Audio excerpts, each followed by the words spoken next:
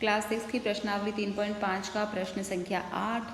क्या है प्रश्न? दो क्रमागत विषय, विषय नहीं बेटा, यहाँ पे ये विषम है, प्रिंटिंग मिस्टेक है। दो क्रमागत विषम संख्याओं का योग 4 से विभाज्य होता है। कुछ उदाहरण लेकर इस कथन का सत्यापन कीजिए।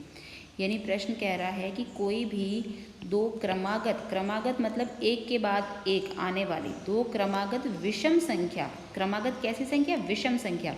अब क्रमागत विषम संख्या लिखें पहले हम। दो क्रमागत विषम संख्या लिखते हैं। तो दो क्रमागत विषम संख्या कौन कौन सी है? कोई भी दो क्रमागत विषम संख्या, जैसे मैंने लिया 3 एक विषम संख्या है, इसके जस्ट बाद में संख्या आएगी 4 और 5। 4 क्योंकि सम संख्या है। ये कैसी संख्या है? सम। हमको लेनी है विषम, तो ये हो गई विषम 3 और ये विषम हो गई अगली 5। तो दो क्रमागत विषम संख्या कौन है यहाँ पे? 3 और 5। अब मुझे 3 और 5 का योग करना है। 3 और 5 का योग कितना आता है? 8। और 8 जो है 4 से विभाज्य है। हमको सिर्फ उदाहरण लेके बताना है कि क्या ऐसा है कि दो क्रमागत संख्याओं का योग जो है वो 4 से विभाज्य होता है। कुछ उदाहरण लेकर इस कथन का सत्यापन कीजिए। यानी हमको कुछ उदाहरण लेने हैं और इस कथन का सत्यापन करना है कि दो क्रमागत विषम संख्याओं का योग जो होता है वो 4 से विभाज्य होता है। तो हमने दो क्रमागत विषम संख्याएं ली 3 और 5। पहले मैं आपको विषम संख्याएं बता देती हूँ क्या होती है।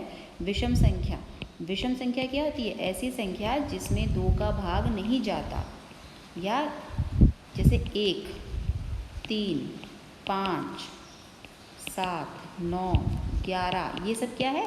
विषम संख्या। और जो इनके बीच में आ रही है वो कैसी संख्या है? वो है सम संख्या। तो इस तरह से ये चलती जाती है, ये होती है विषम संख्या।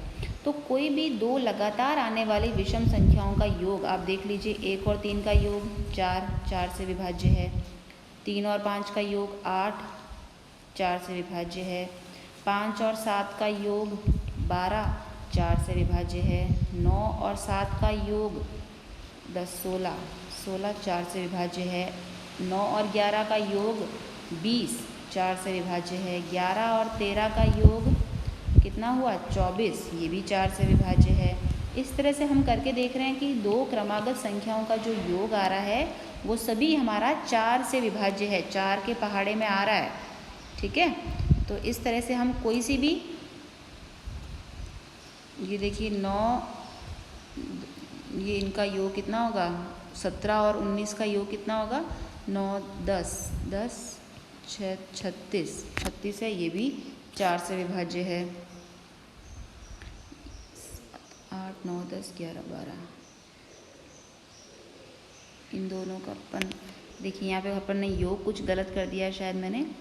ये बिल्कुल सही है, ये 8 है, 24 के बाद में ये 28 है और ये 32 है।